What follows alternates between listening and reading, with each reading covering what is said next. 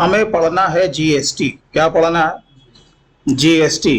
क्योंकि all over India में कोई भी सामान परचेज करो या सेवा लो, उस पर जीएसटी लगता है। जीएसटी से पहले भी कुछ लगता था। 1 जुलाई 2017 से पहले जिस तरह का व्यापार, जिस तरह का माल, जिस तरह का सेवा, उस तरह का टैक्स लगता था। अब हम लोग दुकान को चालू करते हैं तो सबसे पहले हम लोग बात करेंगे टैक्स के बारे में। टैक्स क्या है? तो इसका डिफिनेशन हर ऑथर ने अपने अपने हिसाब से दिया है कि टैक्स वो अमाउंट होता है जो सरकार के द्वारा आम जनता यानी कि पब्लिक, हम और आप, और कंपनी से वसूल किया जाता है। तो क्या करेगी सरकार भाई वसूल करके? अपना घर बनाएगी क्या? तो सरकार जवाब ये देती है कि भैया ऐसा है कि हमें देश को चलाना है, देश को चलाना है तो डिफेंस पे खर्चा तो करना होगा, प्लस हम जो फ्री ऑफ कॉस्ट में जो कि आपको सुख सुविधा देते हैं, क्या देते हैं सर जी? गवर्नमेंट से पूछोगे कि कोई भी नेता खड़ा हो जाएगा, हम आपको सड़क देते हैं, पुल देते हैं, पानी देते हैं, और इसके अलावा जो सबसे बड़ा फैसिलिटी है मेडिकल का। सरकार को इतना बड़ा देश चलाना है, हमें फ्री ऑफ कॉस्ट में सुख सुविधा देना है, भले जमीन पर मिले ना मिले, पेपर पर तो मिल रहा है बाबू, मिल रहा है जी, शुद्ध हवा मिल रहा है, सड़क मिल रहा है, नाली साफ सुथरा है, सर सब कुछ मिल रहा है। आप टमटम को आगे बढ़ाइए। चलो भाई आप ज्यादा उधर नहीं जाएंगे। तो इसका माने सरकार अपना शेयर हिस्सा लेती है, पहले भी लेती थी। आपने कल बताया था पुराने जमाने में हम क्या देते थे? लगान। क्या देते थे? लगान। अनाज हम उगावे 1 बीघा 2 बीघा में, और आ जाए ईस्ट इंडिया कंपनी में उठा करके, भैया जितना उगाए हो दाल चावल अनाज मेरे को थोड़ा थोड़ा दे दो। ये तो शुरू से चला आ रहा। चलो ठीक है भाई, तो इसका माने हमें टैक्स देना है, सरकार का जो हिस्सा वो देना। तो सरकार अपना हिस्सा 2 तरीके से वसूल करती है। एक का नाम है डायरेक्ट टैक्स और दूसरे का नाम है इनडायरेक्ट टैक्स। तो डायरेक्ट टैक्स में आता है तुम्हारा इनकम टैक्स। क्या आता है? Income tax. और इनडायरेक्ट टैक्स में तुम्हारा आता है जीएसटी। तो हमने कहा कि इनकम टैक्स, तो जो इनकम करेगा वही ना सरकार को देगा जी। अब यहां पर हम जितने भी जन यहां पे बैठे हुए हैं, कितना लोग इनकम टैक्स पे करते हो? तुम कहोगे सर हम तो इनकम टैक्स पे नहीं करते हैं। कभी पे किया है? याद करो, पिछले जन्म में दिए होगे, कहीं दिए हो? पिछले जन्म का माने कल परसों तरसों कहीं दिए थे? नहीं दिए थे। तो इससे ये पता चला कि सर जी हर पब्लिक इनकम टैक्स पे नहीं करती है। तो सरकार को यहाँ पे फंड में कमी हो जाता, क्योंकि जब जो कमाएगा वही ना देगा जी। अच्छा सर, इनकम के ऊपर जो टैक्स देगा उसे कहते हैं इनकम टैक्स, और वो हमारा फॉल करता है डायरेक्ट टैक्स में। तो जरा ये तो समझा दीजिए, कौन कितना रुपया कमाएगा जो कि घर से पैसा भरेगा? अभी जो हमारा फाइनेंशियल ईयर जो चल रहा है, क्या चल रहा है जी? 26 से 27, अभी के इनकम टैक्स के नियमानुसार अगर कोई इंडिविजुअल 12 लाख तक कमाता है, कितना? 12 लाख तक, तो उसे किसी भी तरह का इनकम टैक्स पे करने की जरूरत नहीं है। ये हमने किसके बारे में बताया? इंडिविजुअल। और इंडिविजुअल में पर्सन भी आता है, ये जो सोल ट्रेडिंग कंपनी है द अकाउंट्स, ये भी आता है। तो जितना भी दुकान देख रहे हो जो कि इंडिविजुअल है, प्रोप्राइटरशिप फर्म है, सब पर यही 12 लाख का स्लैब लागू है। तो इससे ये पता चला कि सरकार हर 12 लाख के ऊपर वाले से इनकम टैक्स वसूल करेगी। अरे जो कमाएगा वही देगा, चाहे जनता हो, चाहे नेता हो, चाहे अभिनेता हो, वो देगा। अच्छा ठीक है सर, इससे तो हम लोग बच गए। बचे हो ना? तो हम लोग खुश हैं क्या? नहीं खुश हैं। 12 लाख रुपए से ज्यादा कमाएंगे तब लोग खुश होंगे जी, सरकार टैक्स भी देंगे, हंस हंस के देंगे। ठीक है, अब आ जाओ इनडायरेक्ट टैक्स। सरकार ने बोला ठीक है तुम कमाओ या न कमाओ, अब तो हम हर एक पब्लिक से, चाहे वो गरीब हो, मिडिल क्लास हो, अमीर हो, हम तुमसे जीएसटी की वसूली करेंगे। तो इससे क्या पता चला? कोई इनकम टैक्स दे या ना दे, लेकिन जीएसटी हर कोई देता है। अब कोई भी आदमी कोई भी टैक्सेबल गुड्स सामान बाजार से खरीद ले, चाहे वो 5% में आए, चाहे वो तुम्हारा 18% में आए, चाहे वो तुम्हारा 40% में आए। सिगरेट पीते हो, तंबाकू खाते हो, अरे बोल दो ना हाँ झुट्टो का भी, नहीं बोलो ना हाँ, अरे हाँ 40% तुम जीएसटी भरते हो। कितना भरते हो? 40%। तो क्या पता चला, जितना भी आम पब्लिक है वो कुछ ना कुछ जीएसटी पे कर रहा है। तो एक बात तो समझ में आ गया कि हाँ जी सर, सरकार इनकम के ऊपर भी टैक्स की वसूली कर रही है, और दूसरा इनकम करे या ना करे, अमीर हो फकीर हो भिखारी हो, सबसे जीएसटी की वसूली कर रही है। ये तो बात हो गया। अब हमने ये बताया था कि अगर प्रोफेशनल पॉइंट ऑफ व्यू से तुमसे अगर क्वेश्चन पूछा जाए डायरेक्ट टैक्स और इनडायरेक्ट टैक्स में क्या डिफरेंसेस है, तो डायरेक्ट टैक्स में कह सकते हैं, एक एग्जांपल में इनकम टैक्स आता है, इनकम के ऊपर जो टैक्स पे करे वही डायरेक्ट टैक्स है। और डायरेक्ट टैक्स में कोई बीच में नहीं है, डायरेक्टली जो टैक्स पेयर है वो गवर्नमेंट को देता है डायरेक्टली। अगर तुम्हारा 200 रुपया भी टैक्स बनता है एक साल का, तो तुम्हें डायरेक्ट गवर्नमेंट को पे करना होगा, इसमें किसी तरह का कोई समायोजन नहीं है। लेकिन हमने बोला था इनडायरेक्ट टैक्स में क्या है? समायोजन है। क्या है? समायोजन है, यानी कि इसमें एडजस्टमेंट है। और प्लस ये क्या होता है, एक हाथ से दूसरे हाथ में ये शिफ्ट होता है, कैरी फॉरवर्ड होता है। एक डीलर से दूसरे डीलर में क्या होता है? कैरी फॉरवर्ड होता है। तुमने खरीदा, तुमने खरीदा, तुमने खरीदा, तो ये टैक्स कहां जा रहा है? एक दूसरे में कैरी फॉरवर्ड हो रहा है। और कोई भी डीलर या पब्लिक डायरेक्टली सरकार को जीएसटी का पेमेंट नहीं करता, इनडायरेक्ट वे में जाता है। हम देंगे डीलर को, तुम दोगे वहां, तो क्या हम सरकार को दिया डायरेक्ट? नहीं, इसको कहते हैं इनडायरेक्ट वे में जाना। एक बात समझ में आ गया? तो डायरेक्ट और इनडायरेक्ट टैक्स में दो तरह का डिफिनेशन है, एक तो थ्योरेटिकल है और दूसरा प्रैक्टिकल है। तो यहां तक बात समझ में आया? हाँ जी सर, इतना तो हम आपका भाषण समझ गए।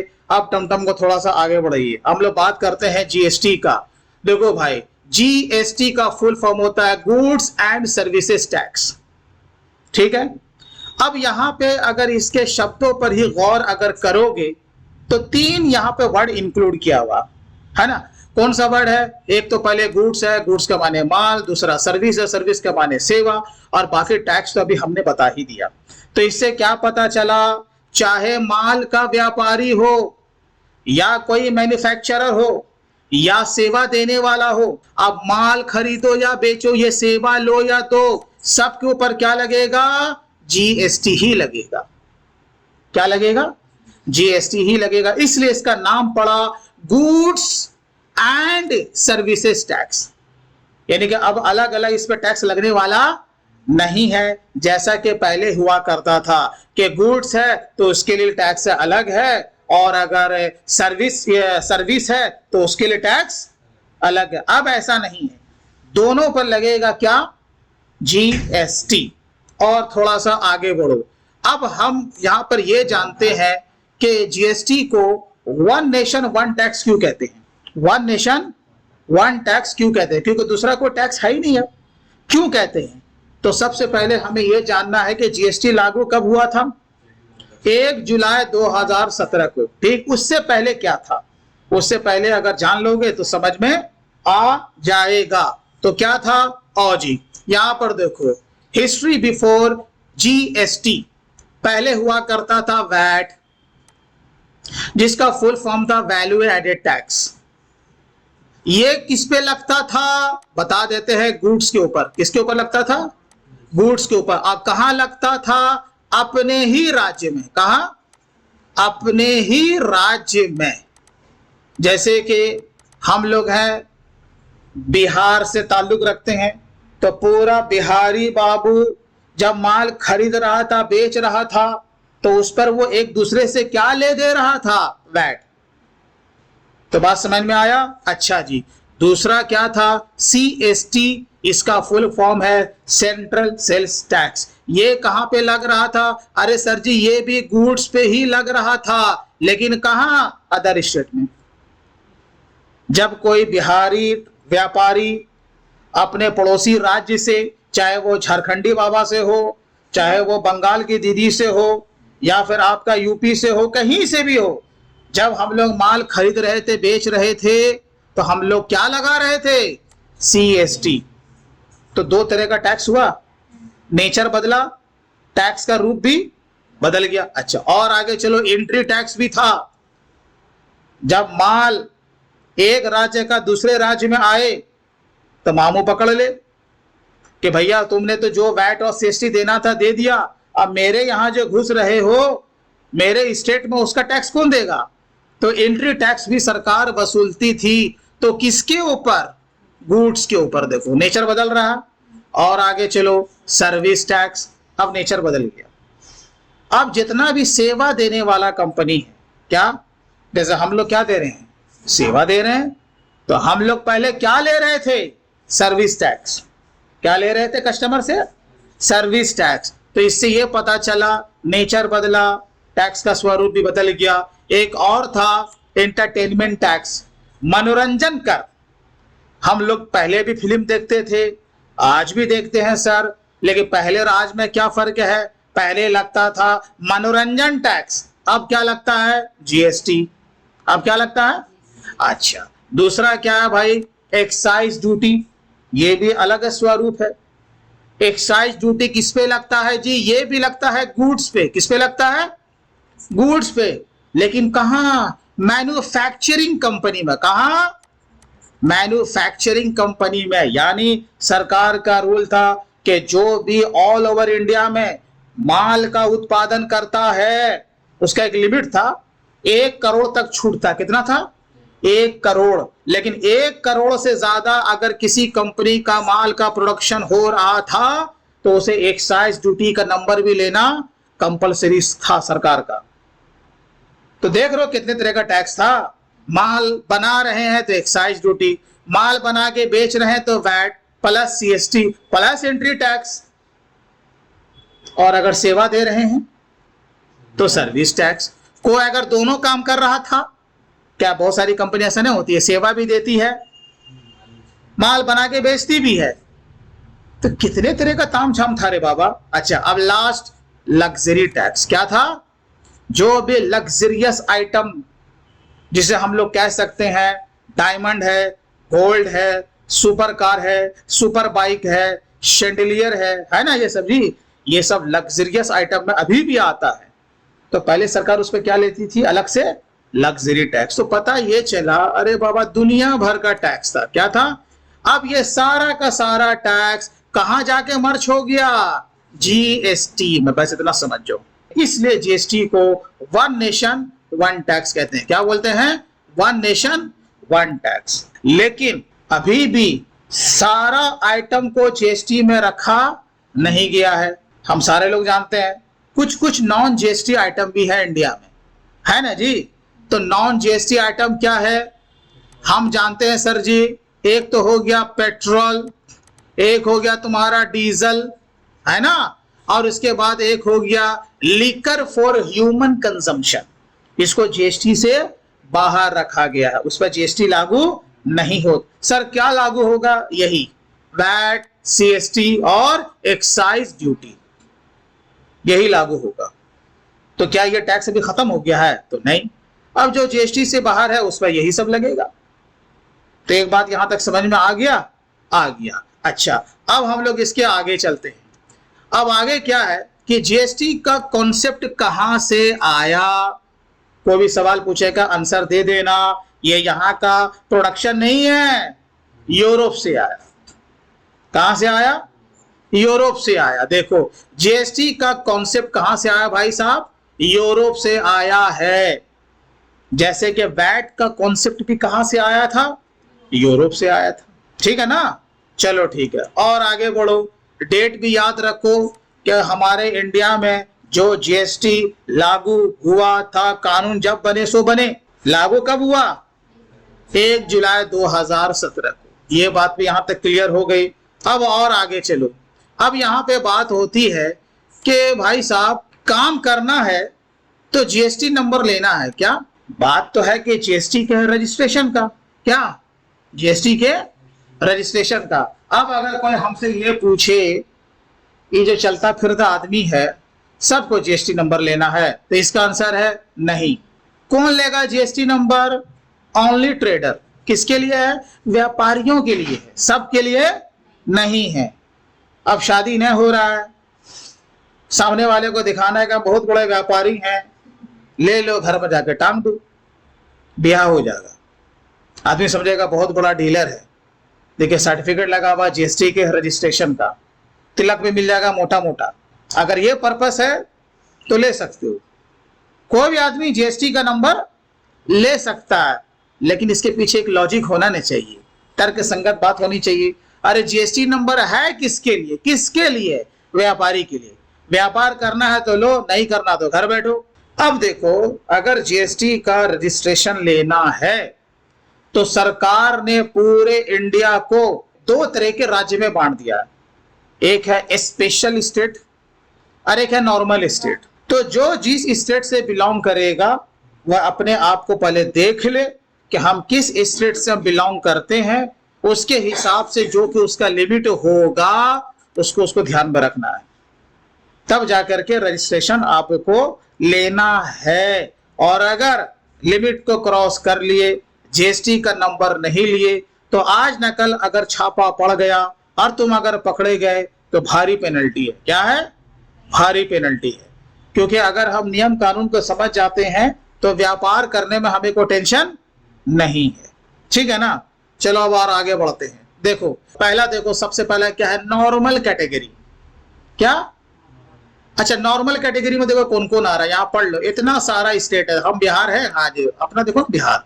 ठीक। अब इसका नियम कानून क्या बोलता है कि अगर कोई भी व्यापारी, कोई भी डीलर, कोई भी पर्सन नॉर्मल कैटेगरी के स्टेट से बिलोंग करता है, उसको कहा गया है कि उसका जो टर्नओवर है 40 लाख तक अगर पहुंच गया, यानी 40 लाख का लिमिट क्रॉस कर गया, अगर वो व्यापारी है, और अगर सर्विस देने वाला है तो 20 लाख, तो हर हाल में उसको जीएसटी का रजिस्ट्रेशन कराना कंपलसरी है, वो बच नहीं सकता। टर्नओवर की बात हो रही है। क्या? टर्नओवर का माने होता है सेल। टोटल तुम कितना माल बेचते हो पूरे साल में। अभी साल चल रहा है 26 से 27, पिछला साल कौन से गया? 25 से 26 दुकान था? हाँ जी सर था। टोटल कितना सेल हुआ था? तुम कहे सर 39 लाख, तुम बच गए। अगर छापा भी पड़ जाए तो कोई दिक्कत नहीं। लेकिन अगर तुम during the financial year 40 lakh को क्रॉस कर लिए और तुम व्यापारी हो, तो तुमको हर हाल में जीएसटी का रजिस्ट्रेशन कराना कंपलसरी हो गया। ये है नियम। अच्छा, हम तो व्यापारी नहीं हैं, हम क्या है? हम तो सेवा देने वाले आदमी है। तो मेरे लिए कितना है? आधा, 20 लाख। ठीक है, 20 लाख। तो जब भी टच करोगे हर हाल में लेना होगा ड्यूरिंग द फाइनेंशियल ईयर। अब आ जाओ स्पेशल कैटेगरी। अब यहाँ पर सारा स्टेट का नाम दिया हुआ, देख लो, ये सारा स्टेट का नाम है। ये हमारे इंडिया का स्पेशल कैटेगरी का स्टेट है। अब इसका नियम कानून आधा हो गया। क्या बोलता है? जिसका के टर्नओवर पिछले साल में 20 लाख, और अगर सर्विस प्रोवाइडर है तो 10 लाख, तो 10-20 का खेल हो गया। जो नॉर्मल में है उसके लिए 40 लाख है, और यहाँ कितना है? 20 लाख। और वहां सेवा में कितना है? 20 लाख। और यहाँ कितना है? तो रट्टा मारने का कोई काम है जी? ये तो आंख बंद किया ऐसे याद हो गया। बस 40-20 और 20-10 पकड़ के रखो। तो यहां तक बात समझ में आया? अच्छा, अब यहां पर एक सवाल कि सर जी अभी साल चल रहा है 26 से 27, है ना, हम बीच में अगर 40 लाख या फिर 20 लाख को टच कर जाते हैं तो क्या अगले साल नंबर लेंगे? इसका आंसर नहीं। विदिन 1 मंथ आपको रजिस्ट्रेशन करा लेना, यानी 1 महीने के अंदर। अब यहाँ पे एक और सवाल, सर हम दुकान खोलने के लिए जा रहे हैं, मेरा शौक है कि हम जीएसटी नंबर ले लें, तो ले लो ना, कौन मना कर रहा? ले लो। दुकान चालू हुआ, ले लो, तो नंबर मिलेगा, मिल जाएगा। कोई वहां पर लिमिट और थ्रेशोल्ड कुछ भी नहीं पूछेगा। बस जो भी डॉक्यूमेंट्स रिक्वायर्ड है उसको फुलफिल करो और जीएसटी का रजिस्ट्रेशन करा लो। अच्छा, अब और आगे चलो, देखें और आगे क्या। अच्छा, अब इसके आगे जीएसटी नंबर तो लेंगे, जीएसटी नंबर कैसा होगा और किस तरह का होगा और कितने तरह का होता वो भी जानेंगे। लेकिन उससे पहले हम ये समझ जाते हैं कि ये जो इनडायरेक्ट टैक्स है काम कैसे करता है और ये किसके लिए, डीलर के लिए। और रोना गाना लास्ट में कौन गाएगा, कंज्यूमर, क्योंकि सारा पैसा कौन देगा, कंज्यूमर। और स्क्रीन पे देखो, मान लेते हैं कि हमने कोई टैक्सेबल गुड्स किसी डीलर से बाय किया 100 रुपये का, सामने वाला डीलर हमसे 5% का जीएसटी चार्ज किया, बिल बनाया, तो हमने 5 रुपया उसको जीएसटी का पेमेंट किया, तो हमने टोटल 105 रुपया उसको पे किया कि नहीं किया जी, किया ना। तो ये जो 5 रुपया जो हम जो दिया, इसी को क्या बोलते हैं, इनपुट जीएसटी। क्या बोलते हैं, इनपुट जीएसटी। और इनपुट जीएसटी जो मेरा होता है, हम भी तो डीलर है ना, तो सरकार क्या बोलती है कि सुनो 5% का शेयर है मेरा इस आइटम पे। सरकार ने क्या नियम बनाया, कोई भी कपड़ा तपड़ा खाना पीना ये सब तुम खाते पीते हो ना, 5% उस पर सरकार का शेयर है, वो सरकार को जाना है, ठीक। अब इसका ये माने हुआ हम डीलर हैं, हमने तुमको दिया तो तुम क्या करो, खा जाओगे पैसा 5%? नहीं, तुम क्या करोगे, मेरे ही नाम से सरकारी खजाने में जमा कर दोगे। और ये जो मेरा इनपुट है, तो इसका माने ये मेरा एसेट बन गया। क्या बन गया, एसेट से। याद रखना, अगर कोई तुमसे पूछे इनपुट जीएसटी क्या है, तो डीलर के लिए एसेट है। कौन सा एसेट है, तो करंट एसेट। कौन सा है, क्योंकि ये पैसा मेरे ही नाम से सरकारी खजाने में जमा है, डूबा नहीं है, ठीक है। अच्छा, तो सरकार को 5% चला गया ना। अब आ जाओ, अब इसका माने हम इसका कॉस्टिंग करेंगे जी। जब कॉस्टिंग जब करेंगे, जब ये मेरा पैसा डूबा नहीं है, तो क्या ये लागत का हिस्सा बनेगा, नहीं बनेगा। तो हमने क्या किया, 5% यहां लेस कर दिया, 5% लेस कर दिया। अब माल का दाम कितना आया, फिर बोलोगे वही 100 रुपया आया। अच्छा, तो बेचेंगे कितने में, प्रॉफिट ऐड करेंगे। लेकिन हमने क्या किया, प्रॉफिट और प्लस जो कि मेरा दुकान मकान ऑफिस का खर्चा वो भी जोड़ दिया, क्योंकि सारा पैसा हमें तो माल को बेच करके निकालना है, ठीक। तो हमने 30 रुपया या 30% उसमें ऐड कर दिया। अब माल का वैल्यू कितना आया, 130 रुपया। सरकार मुंह खोल के बैठी हुई है, मेरा 5%, मेरा 5%, तो दो ना। अब सवाल ये है, या तो तुम ये जो 30% तुम जो ऐड करे हो उसको घटा दो। ये भी तो देखना है कि कहीं जो मेरा कंपटीटर है सामान का दाम ज्यादा हो जाएगा, कोई यहाँ तुम्हारे यहाँ से सामान खरीदेगा जी वो। तो कॉस्टिंग को इस तरह के हम लोग को देखना होता है कि ऐसा भी कॉस्टिंग ना कर दें, वही सेम सामान वो बेच रहा है 120 रुपये में और हम बेच रहे 150 में, तो कोई बेवकूफ है जो हमसे खरीदेगा।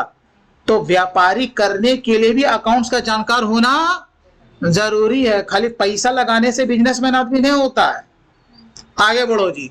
अब हमने 5% और जीएसटी को चार्ज किया, तो किसके ऊपर किया, 130 रुपये के ऊपर। सरकार बोलती है तुम जो बिलिंग करोगे केवल माल के ऊपर नहीं, माल के ऊपर जो तुमने अपना प्रॉफिट ऐड किया है सबको जोड़ करके। तो हमने 5% लिया तो कितना निकला, 5% 6 रुपया 50 पैसा। अब हमने जो कस्टमर से ये जो रिकवर किया माल बेच करके, इसी को हमने बोला आउटपुट जीएसटी। और ये जो आउटपुट जीएसटी है मेरे लिए क्या है, लायबिलिटी है। क्या है, लायबिलिटी है, यही हमें सरकार को देना है। तो इसका माने जब हमने बिलिंग किया तो टोटल बिल 136 रुपया 50 पैसे का बना। तो फाइनली जो उपभोगी है सारा पैसा कौन दिया, कंज्यूमर। डीलर तो केवल रिकवर कर रहा है, उसको जो अपना प्रॉफिट लेना था वो ले भी रहा है। हम पढ़ रहे हैं जीएसटी।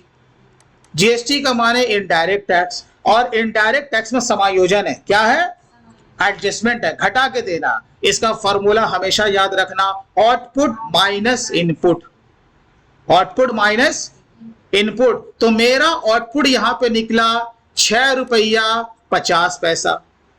हम ऑलरेडी 5 रुपया यहां भरे हुए हैं, है ना जी, भरे हुए। तो 5 रुपया घटाओ। जब 5 रुपया हमने घटाया तो इसका माने 1 रुपया 50 पैसा हमें बैलेंस सरकार को देना है। तो कान ऐसे पकड़ो, या ऐसे पकड़ो दिया कितना, 6 रुपये 50 पैसा दिया, जितना लायबिलिटी बन रहा था। अब समझ में आया इनडायरेक्ट टैक्स का कॉन्सेप्ट कैसे काम करता है, इसमें समायोजन कैसे हुआ, घटा के देना है। अब अगर तुम किसी महीने का हिसाब सरकार को दे रहे हो, तुम्हारा एक भी परचेज नहीं है, तो कोई इनपुट है, पुराना इनपुट नहीं है, अब खाली माल बेचा, खाली माल बेचा, खाली माल बेचा, तो सारा टैक्स देना होगा ना, आउटपुट देना ना होगा जी।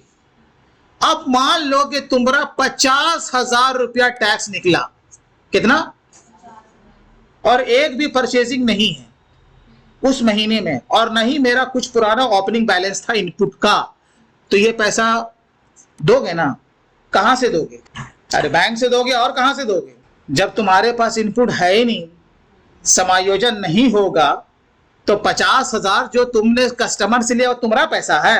अच्छा, अब अगर ऐसा हो सर यही मेरा इनपुट है 50,000, अब क्वेश्चन बदल दिया, और मेरा आउटपुट है 10,000, सर अब क्या होगा, उल्टा ना हो गया जी। माने कि उस महीने में हम परचेज खूब कर लिया, तो 50,000 इनपुट हो गया और मेरा सेल हुआ ही नहीं। सेल कितना हुआ, जितना भी सेल हुआ हमने जो कस्टमर से रिकवर किया 10,000, इस कंडीशन में क्या होगा, क्या होगा, क्या सरकार को हमें टैक्स देना है, आंसर होगा नहीं, आंसर है नहीं। अच्छा, बचा कितना अब 40,000, तो 40,000 क्या हो जाएगा, डूब जाएगा, नहीं, कैरी फॉरवर्ड होगा, क्या होगा, कैरी फॉरवर्ड, यानी कि इस महीने का जो समायोजन हुआ 40,000 रुपया सर जी मेरे ही नाम से सरकारी खजाने में जमा, अब हम उसको अगले महीने यूटिलाइज कर लेंगे, अगले महीने भी करेंगे और बच जाएगा, अगले महीने, इस तरीके से चलता रहेगा, आपके टमटम गाड़ी चलती रहेगी। कब तक चलता रहेगा, जब तक तुम्हारा जीएसटी नंबर अलाइव है, जिस दिन सरेंडर करे खेल खत्म उस दिन। अब यहाँ पे क्या है ना कि जीएसटी का रजिस्ट्रेशन कौन सा ले, अब ये भी टेंशन है। जीएसटी नंबर 2 तरह का होता है, जबकि इसी में एक दो और भी है, एक और भी है कैजुअल टैक्सेबल पर्सन करके है, एक और भी है कि विद इन 2 आवर्स 3 आवर्स तुम्हारे को जीएसटी का रजिस्ट्रेशन मिल जाएगा, लेकिन वो भी जो मिलेगा वो किसमें आता है, नॉर्मल स्कीम के अंडर में। एक और जो हमने नाम बताया कैजुअल टैक्सेबल पर्सन, ये भी एक तरह का जीएसटी रजिस्ट्रेशन का नेचर है, वो भी किसमें आता है, नॉर्मल स्कीम में, ठीक है ना। लेकिन मोटे तौर पे अगर कोई भी आदमी आए, सर हमको जीएसटी नंबर लेना है, हम बोला ठहरो, 2 तरह का जीएसटी नंबर होता है, पहले समझा देते हैं, देखो जो सूट करेगा नंबर ले लो, बस समझ में आया। हाँ, तो पहला क्या है कंपोजिशन और दूसरा क्या है नॉर्मल स्कीम। टमटम को आगे बढ़ाओ, हाँ जी, पहले आओ कंपोजिशन के बारे में। गवर्नमेंट ने बोला भैया ये छोटे व्यापारी के लिए, किसके लिए, छोटे व्यापारी के लिए, इसमें ट्रेडर भी आता है और इसमें सर्विस वाला भी आता है। अब किसको बोली छोटा व्यापारी, उसी को मिलेगा, बड़के व्यापारी को ये नंबर मिलेगा ही नहीं। और जा किसको मिलेगा, पॉइंट पे आते हैं।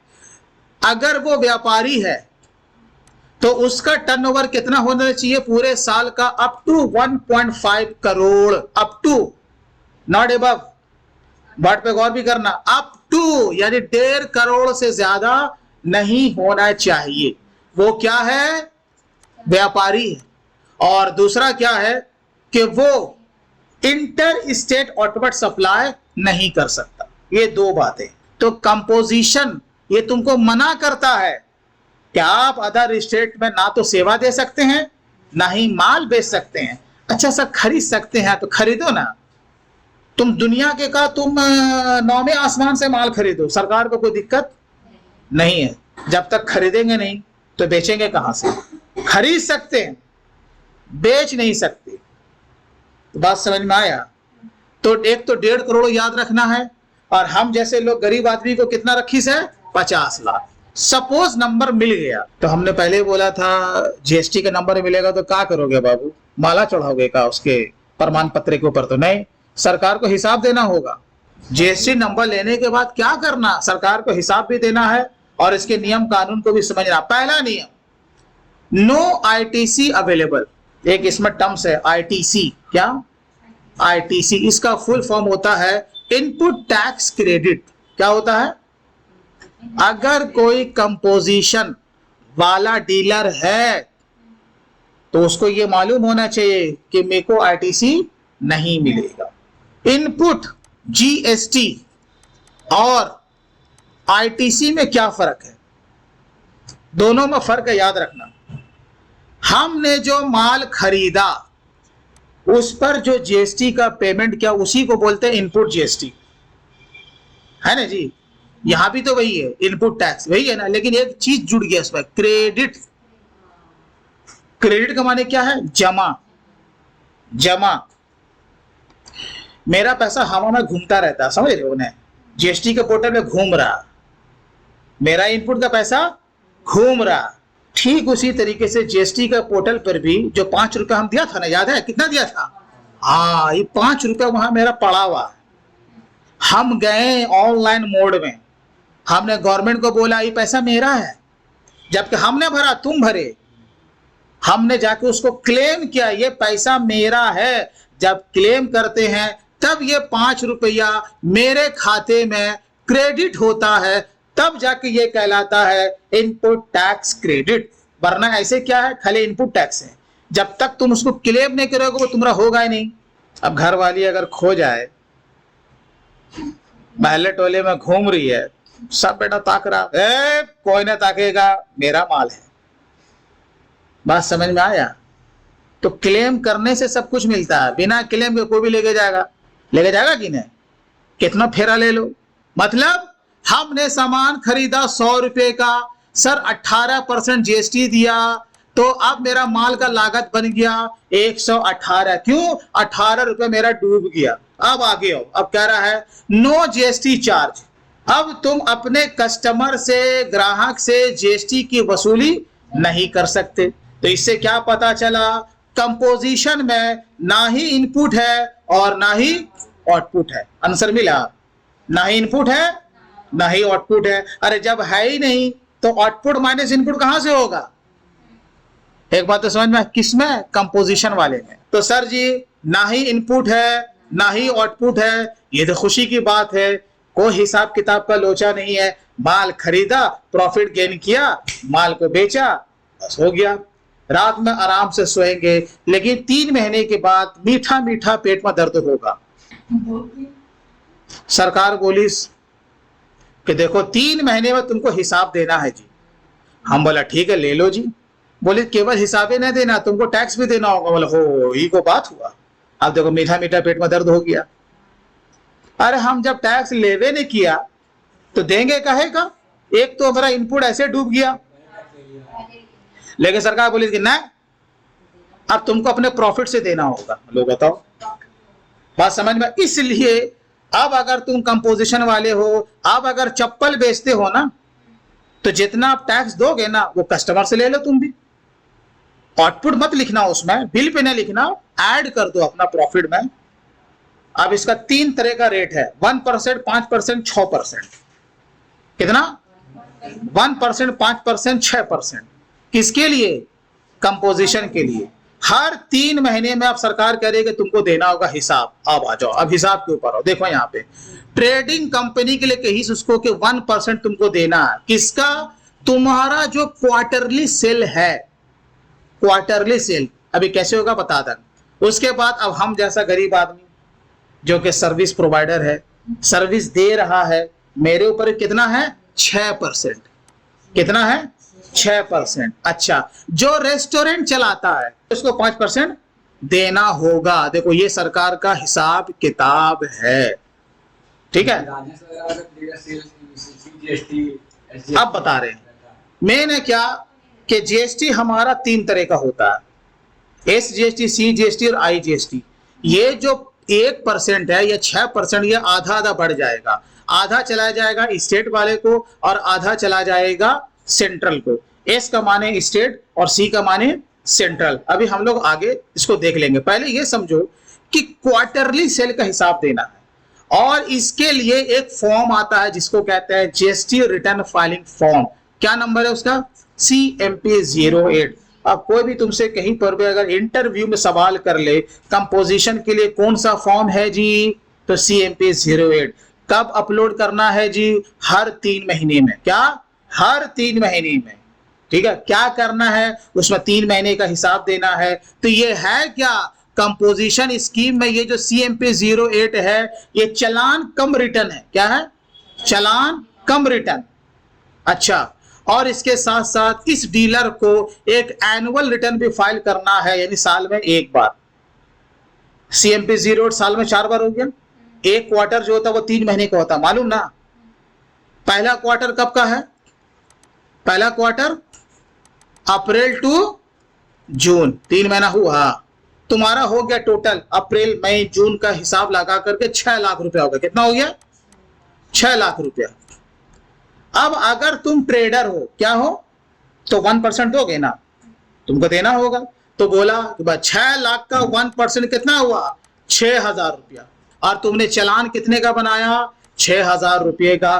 तब जाकर के ये तुम्हारा CMP08 जो कि यहाँ पर रिटर्न है तुम्हारा अपलोड होगा। ये सारा काम ऑनलाइन है, कहीं पर फिजिकल तुम्हें विजिट करने की जरूरत नहीं है। सारा प्रोसेस अगर जानते हो इसके आगे का, घर बैठे हम सारा काम कर सकते हैं। तो CMP08, और ये क्या है? चालान कम रिटर्न है।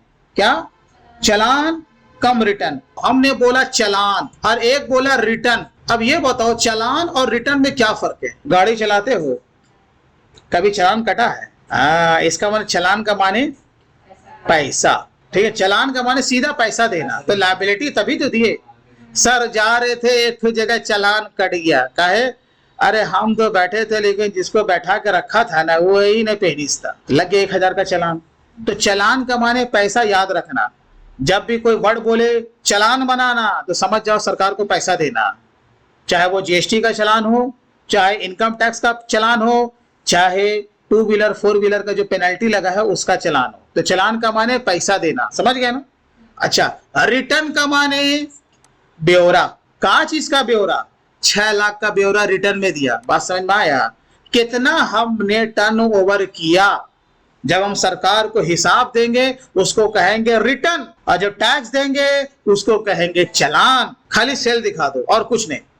सर बिल भी देना ना, बिल तुमको कुछ ना देना, कोई बिल का तुमको कॉपी ना देना। कितना बिल फाड़े, कहाँ फाड़े, ना फाड़े। हाँ, चोरी करोगे पकड़े जाओगे तब तो हम अच्छे से तुमको ले लेंगे कोपचे में। वो बिल नंबर नहीं मांग रहा, सरकार बिल नंबर नहीं मांग रही है। लेकिन नॉर्मल स्कीम में एक एक बिल का हिसाब मांगती है सरकार। अगर 1,000 बिल फाड़ा तो 1,000 बिल चढ़ाना होगा। लेकिन कंपोजिशन में क्या है? बस टोटल सेल दे दो। तो दोनों में फर्क है कि नहीं? जमीन आसमान का फर्क है। चलिए ठीक है, दुकान हम लोग यहाँ पे बंद करते हैं।